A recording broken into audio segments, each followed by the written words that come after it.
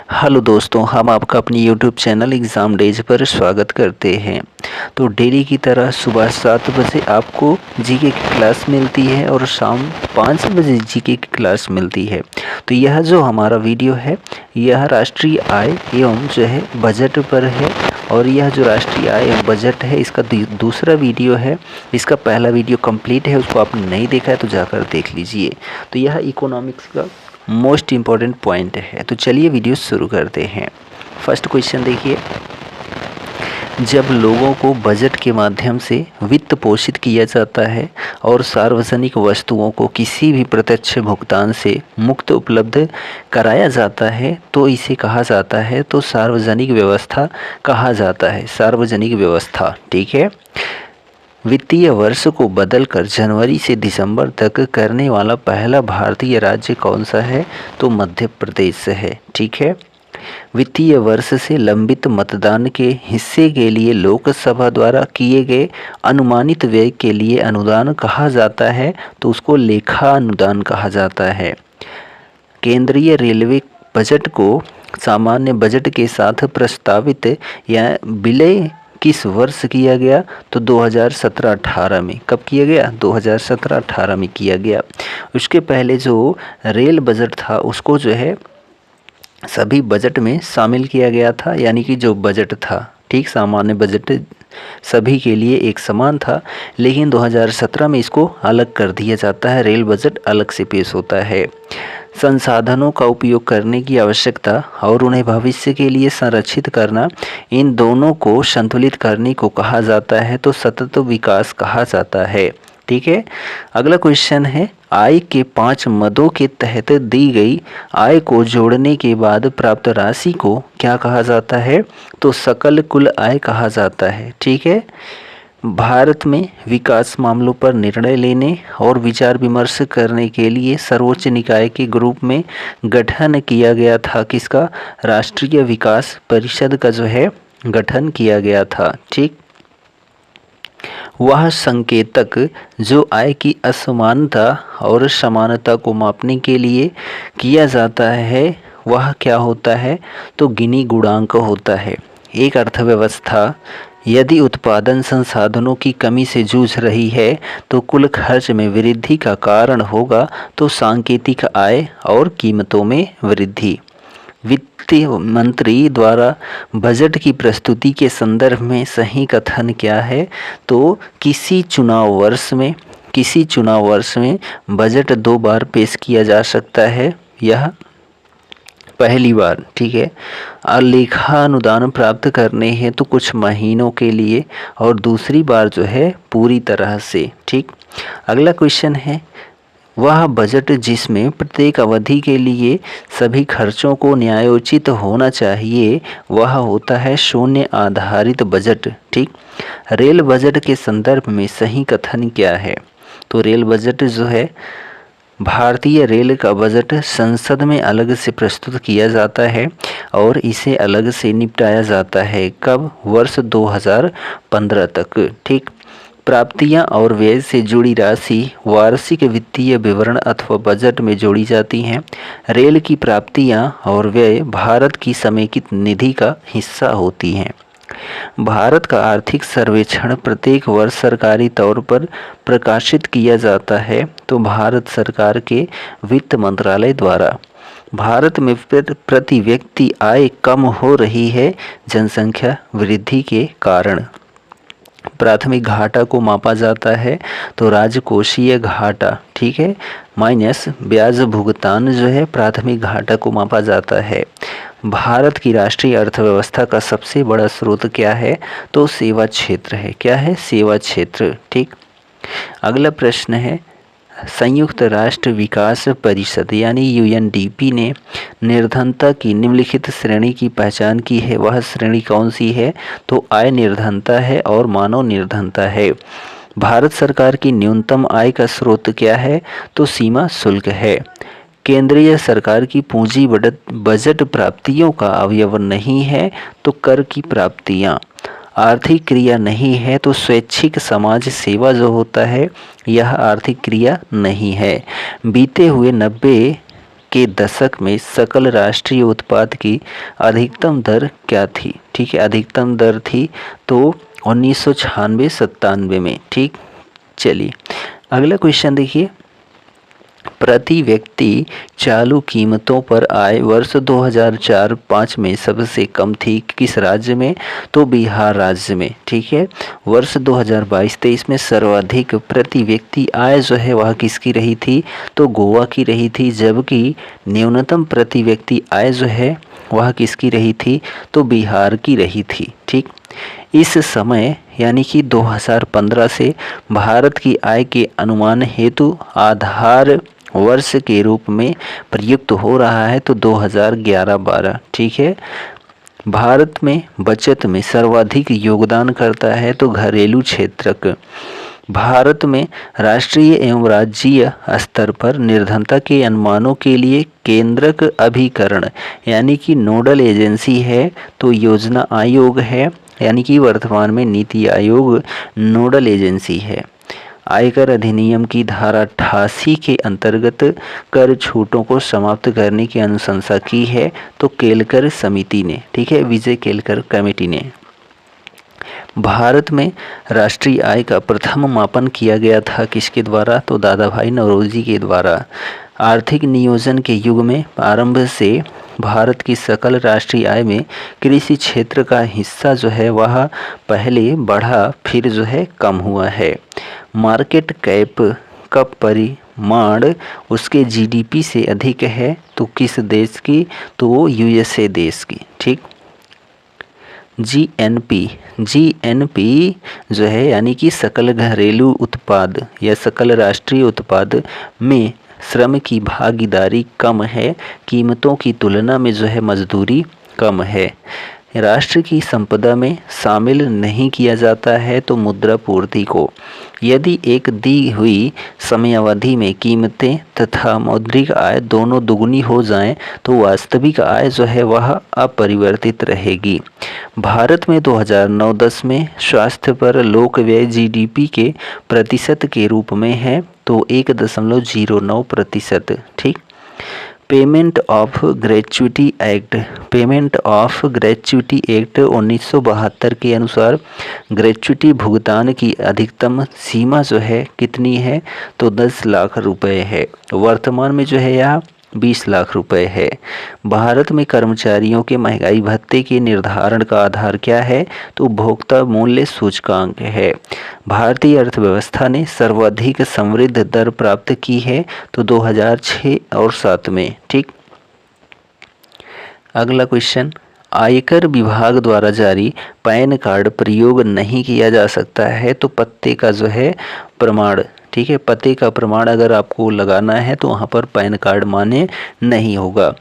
समानांतर अर्थव्यवस्था जो है कर वंचन के कारण उभरती है। ठीक, आय में एक छोटी सी वृद्धि का अनुपात जिससे खपत व्यय में वृद्धि होगी सीमांत उपभोग प्रवृत्ति के रूप में जाना जाता है। उपादान भुगतान प्रवाह का कोण राष्ट्रीय आय का अनुमान लगाने का आधार बनता है तो आय वितरण कोण। ठीक, सबसे पहले यह तर्क दिया था कि उच्च घाटे की स्थिति में लोग अधिक बचत करते हैं तो डेविड रिकार्डो के माध्यम से तर्क दिया गया था। टपकन सिद्धांत यानी कि आपमात्रीय सिद्धांत निम्नलिखित में से किस पर आर्थिक वृद्धि के प्रभाव को नज़रअंदाज करता है?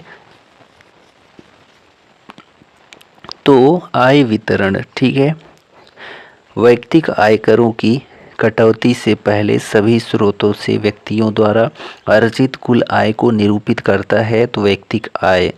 राष्ट्रीय आय की गणना में निम्न मदों के बाजार मूल्य पर एनएनपी में से घटाया जाएगा तो क्या? निवल अप्रत्यक्ष कर को घटाया जाएगा एनएनपी में। ठीक, चलिए अगला क्वेश्चन है, शुद्ध घरेलू उत्पाद यानी कि एनडीपी की अवधारणा का सबसे अच्छा निरूपण करता है? तो जीडीपी माइनस मूल्य ह्रास। 1950-51 में सकल घरेलू उत्पाद में औद्योगिक क्षेत्र का योगदान लगभग कितना प्रतिशत था? तो 11.8% था। ठीक। राष्ट्रीय आय लेखांकन में अंतिम और मध्यवर्ती वस्तुओं या सेवाओं के बीच अंतर करना महत्वपूर्ण है, क्योंकि यह आर्थिक विकास और उत्पादकता की अधिक सटीक माप करने में सहायता करता है। ठीक। यह राष्ट्रीय आय को मापने की व्यय विधि का उचित रूप से कथित घटक नहीं है। तो निर्यात और आयात व्यय। राष्ट्रीय आय का व्यापक संकीर्ण अवधारणाओं का सही क्रम क्या है? तो कारक लागत पर सकल राष्ट्रीय उत्पाद माइनस कारक लागत पर निवल राष्ट्रीय उत्पाद माइनस वैयक्तिक आय माइनस जो है वैयक्तिक प्रयोज्य आय। ठीक। निवल राष्ट्रीय कल्याण यानी कि न्यू की गणना करते समय निम्न मदों में जीएनपी में से घटाया जाता है किसको? शहरी जीवन की भीड़ के समायोजन को घटाया जाता है जीएनपी में से। ठीक। अगला प्रश्न है, एमपी पर जीएनपी में से विदेश से निवल कारक आय घटाने पर हमें एमपी पर जीडीपी प्राप्त होती है। समष्टि आर्थिक प्रदर्शन का सबसे सामान्यतः उपयोग किया जाने वाला संकेतक क्या है? तो प्रति व्यक्ति सकल राष्ट्रीय उत्पाद है समष्टि आर्थिक प्रदर्शन का जो सबसे सामान्यतः उपयोग किया जाने वाला संकेतक है। यदि हम एक वर्ष में अर्थव्यवस्था के सभी फर्मों के सकल मूल्यवर्धन का योग करें तो हमें एक वर्ष में उत्पादित वस्तु व सेवाओं की कुल मात्रा के मूल्य का माप मिलता है। यह अनुमान कहलाता है सकल घरेलू उत्पाद कहलाता है। क्या? सकल घरेलू उत्पाद। आटे में गेहूं का मूल्य इसकी राष्ट्रीय आय के मापन की मूल्यवर्धित विधि का एक भाग होता है। जीडीपी अपस्फीति कारक जो है सांकेतिक जीडीपी या फिर वास्तविक जीडीपी गुणे 100 होता है। ठीक। 2022 की स्थिति के अनुसार भारत दुनिया की जो है 5वीं सबसे बड़ी अर्थव्यवस्था है, नाम मात्र जीडीपी द्वारा मापा गया। ठीक।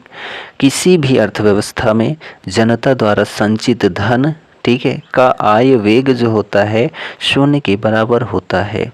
चलिए अगला क्वेश्चन है, किसी देश में जीवन स्तर का प्रतिनिधित्व करने के लिए निम्न मापदंड क्या है? तो प्रति व्यक्ति आय है।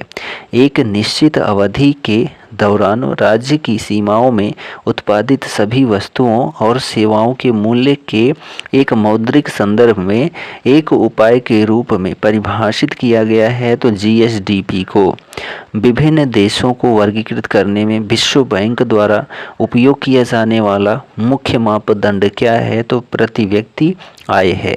जीवीए अर्थव्यवस्था के किसी क्षेत्र, उद्योग या प्रखंड में उत्पादित वस्तुओं और सेवाओं के मूल्य की माप होता है। जीवीए का पूर्ण रूप क्या है? तो ग्रॉस वैल्यू एडेड। क्या? ग्रॉस वैल्यू एडेड होता है जीवीए का पूर्ण रूप। राज्य की आय जो लोगों द्वारा बिना कानूनी उत्तराधिकारी के छोड़ी गई संपत्ति से उत्पन्न होती है वह क्या कहलाती है? तो राजगामित्व कहलाती है। क्या कहलाती है? राजगामित्व। ठीक।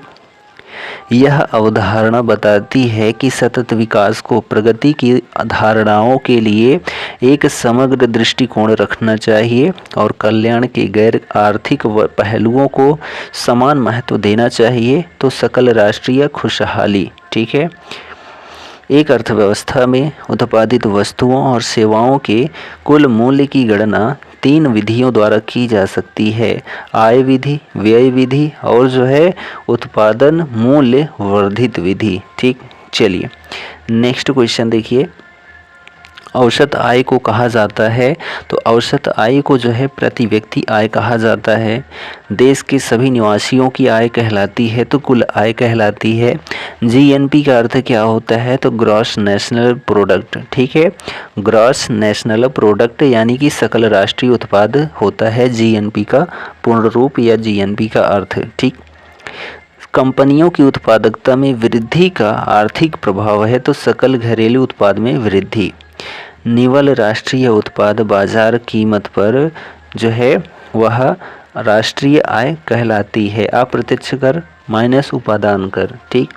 वैयक्तिक प्रयोज्य आय जो होती है, वैयक्तिक आय वैयक्तिक कर अदायगी, गैर कर अदायगी, ठीक।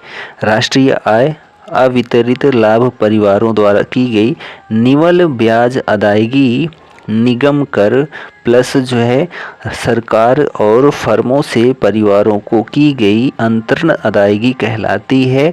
तो उसको जो है वैयक्तिक आय कहते हैं, ठीक। भारतीय अर्थव्यवस्था के प्राथमिक, द्वितीयक और तृतीयक क्षेत्रों में से उत्पादन का योग होता है तो सकल घरेलू उत्पाद। राष्ट्रीय आय का आकलन करते समय निम्न गणना नहीं की जाती है तो गृहिणी की सेवाएं। भारत में पहली बार वैज्ञानिक तरीके से राष्ट्रीय आय की गणना करने वाले अर्थशास्त्री हैं तो V.K.R.V. राव, ठीक। अर्थव्यवस्था के संदर्भ में मध्यवर्ती वस्तु से आशय क्या है तो पुनर्विक्रय या अन्य वस्तुओं के उत्पादन के लिए उद्योगों के बीच बेची जाने वाली जो वस्तु होती है, अर्थव्यवस्था के संदर्भ में मध्यवर्ती वस्तु से इसका आशय है, ठीक। वित्तीय वर्ष यानी कि फिस्कल ईयर जो होता है सरकार के लिए वित्तीय रिपोर्टिंग अवधि को दर्शाने वाला वर्ष होता है जो वित्तीय वर्ष होता है, ठीक। अगला प्रश्न है, सरकार द्वारा लिए गए कुल ऋण का सबसे सही अनुमान क्या है तो राजकोषीय घाटा है। वर्ष 2023-24 के बजट के अनुसार सरकार द्वारा प्रत्येक 1 रुपये की प्राप्ति में कॉरपोरेशन टैक्स जो होता है वह 15 पैसे होता है। राजस्व की सरकार की राजस्व प्राप्ति का एक उदाहरण क्या है तो सरकार द्वारा संग्रहित GST जो होता है यह सरकार की राजस्व प्राप्ति का एक उदाहरण है। निम्न राज्य ने अपनी वार्षिक वित्तीय योजना के एक भाग के रूप में मार्च 2022 में पहली बार चाइल्ड बजट प्रस्तुत किया था तो किसने, मध्य प्रदेश ने, ठीक। केंद्रीय बजट में राष्ट्रीय निवेश और अवसंरचना कोष नामक भारत के पहले संप्रभु धन कोष की घोषणा की गई थी तो 2015-16 में।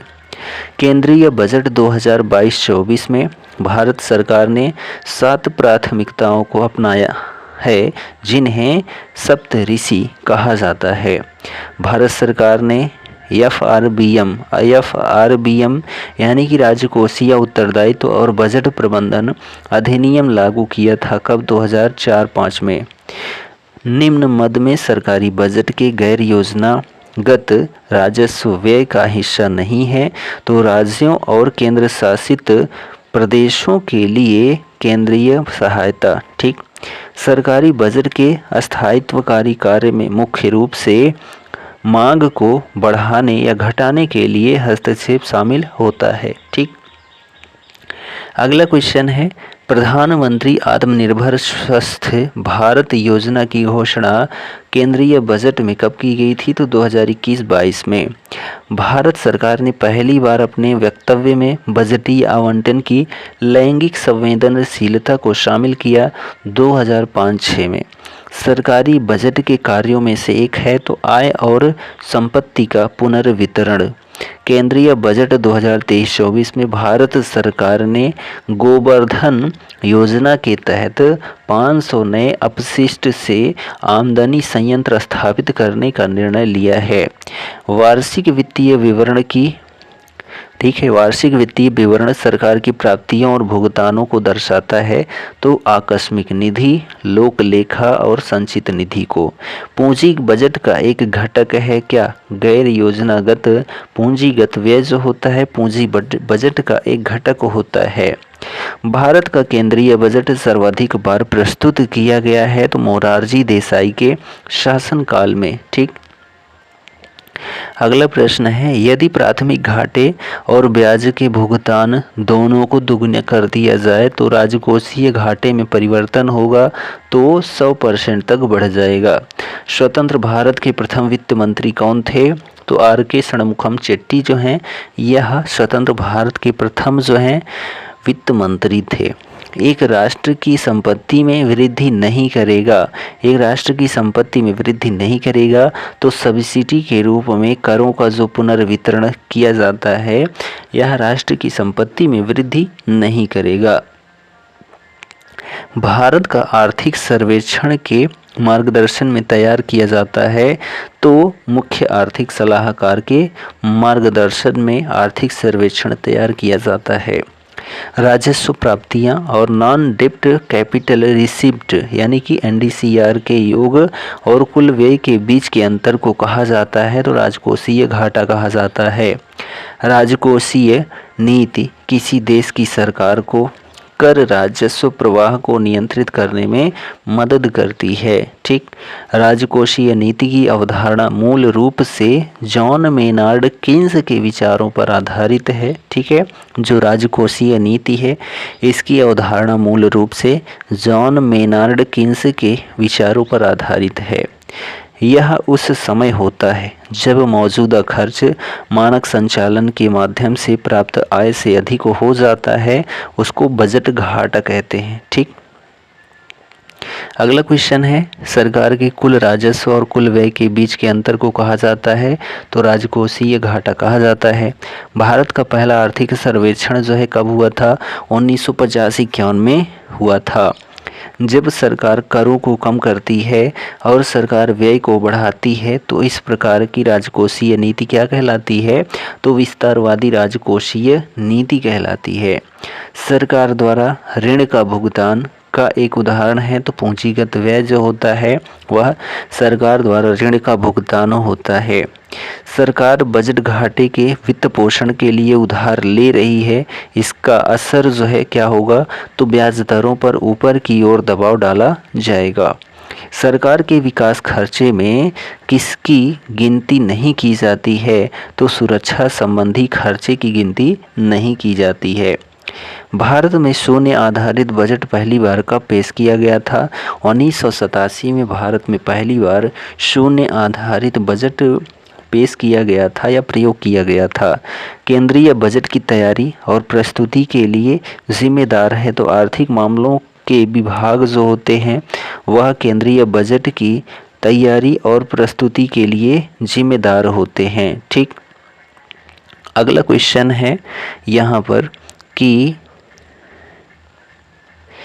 केंद्रीय बजट 2019-20 के अनुसार भारतीय अर्थव्यवस्था कब तक जो है $5 ट्रिलियन की अर्थव्यवस्था बनने वाली है? तो 2024-25 में। केंद्र सरकार की गैर योजना व्यय का अंग नहीं है तो विद्युतीकरण पर जो खर्च है।